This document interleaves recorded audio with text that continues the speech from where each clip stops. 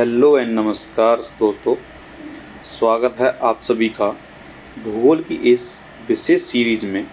आज हम एक ऐसा संवेदनशील और महत्वपूर्ण टॉपिक कवर करने जा रहे हैं जहां से परीक्षाओं में सीधे प्रश्न पूछे जाते हैं। तो आज का हमारा टॉपिक है अम्लीय एवं क्षारीय मृदा।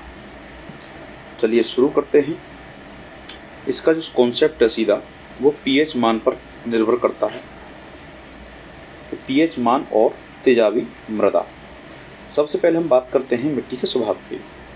तो मिट्टी अम्लीय या क्षारीय होगी और इसके पीएच मान से ये तय होगा। ठीक है, अगर मिट्टी का मान कम है यानी कि अगर 7 से कम है तो मिट्टी अम्लीय होगी।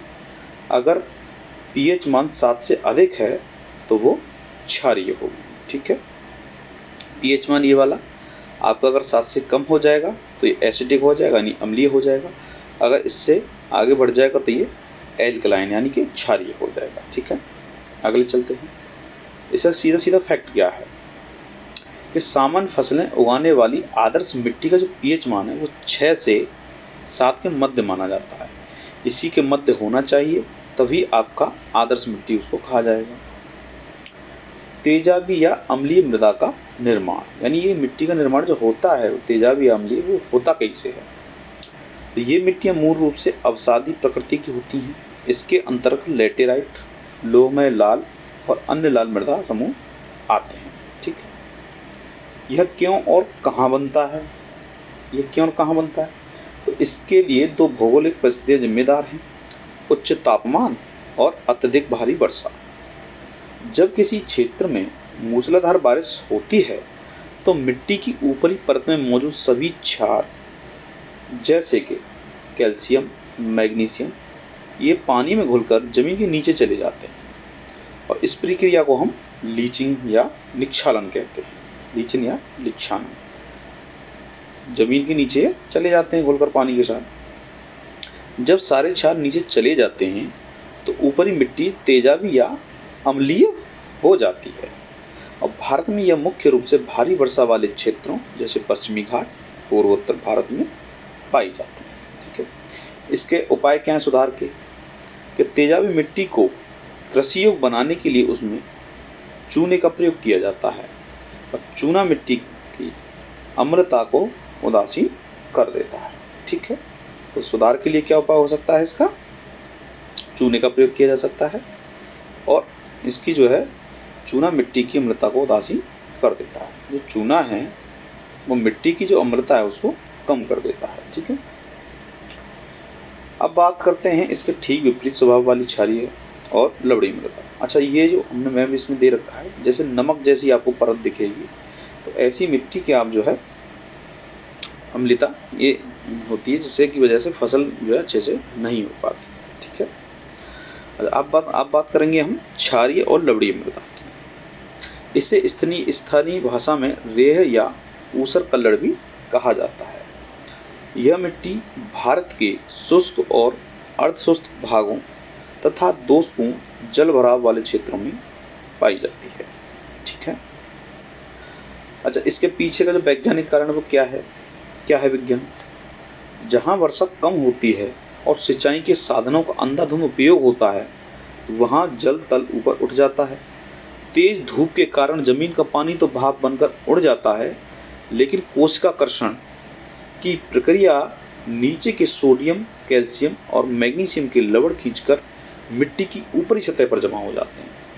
इसे ही मिट्टी का लवणी भवन कहते हैं। इसके कारण अपारगम्य बन जाती है।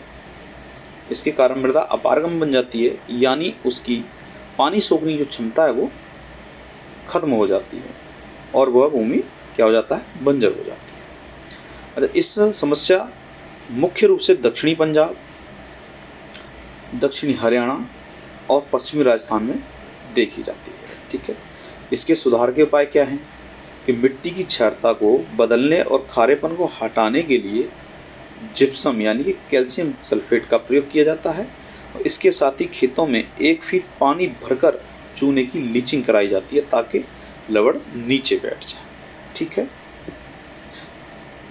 अब इसमें खेतों की जो नमक की चादर इस तरीके से प्रभावित क्षेत्र को कर देती है, ठीक है। और इसमें दिखाया गया है कि वाष्पीकरण के द्वारा पानी उड़ जाता है और नीचे सोडियम, कैल्शियम, मैंगनीज जैसी चीज़ें रह जाती हैं, ठीक है, और नीचे भूल चला जाता है, ठीक है।